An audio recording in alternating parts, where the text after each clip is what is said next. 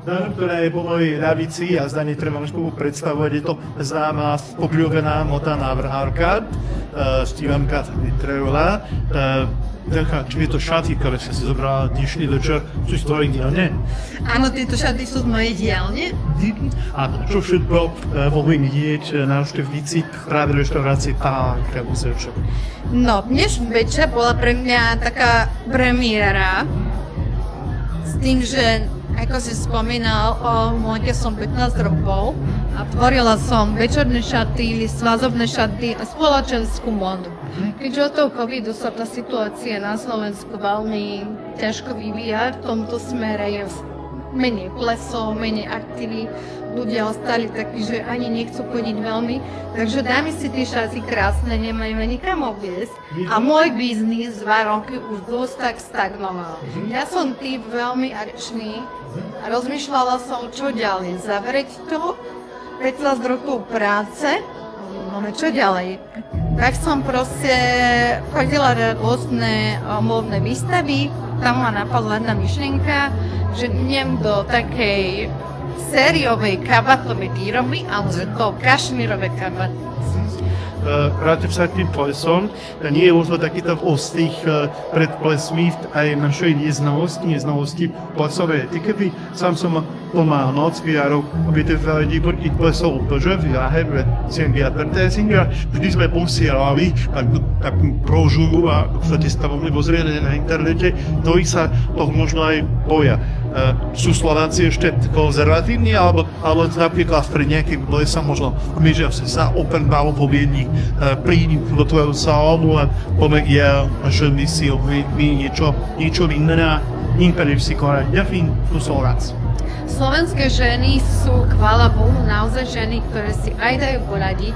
Neboja sa výzvy, neboja sa lovinie. Presne u niekej pre klientská zásada, aby sa nestretla s šatami, pretože sa snažíme vždy vytvoriť niečo, aby sa teda nestalo, že niečo podobné vyjde, by sa tam našlo pakra.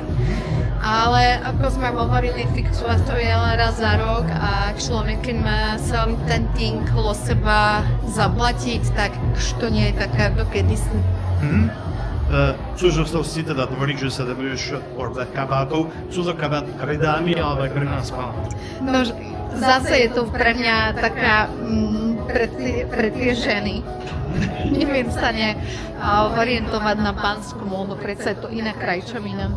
A my sa približili si, že diskriminovali Lidka Rybál otvorila pred niekoľkými rokmi aj obchod s pánskou módou a Miletičová, ale toto krev teda ho zatvorila.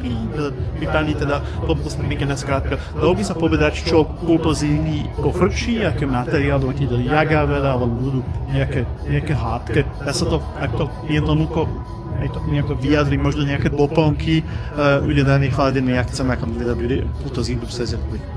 Áno, teraz je veľmi hitová farba, bola taká borbulská bordová, takže to je taký momentálne taký boom, čo sa týka farby, ale myslím si, že stále základ je tá čierna na to zimu. To sa nič nepokazí, či už pri dámach alebo pri pádoch. Povedzme si, ako budú vyzerať vaše Vianoce.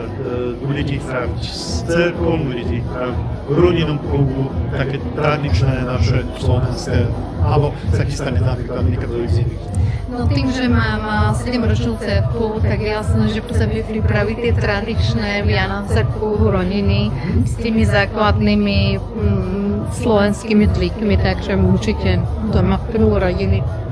Hračných 17 nemeckých Kaukazov.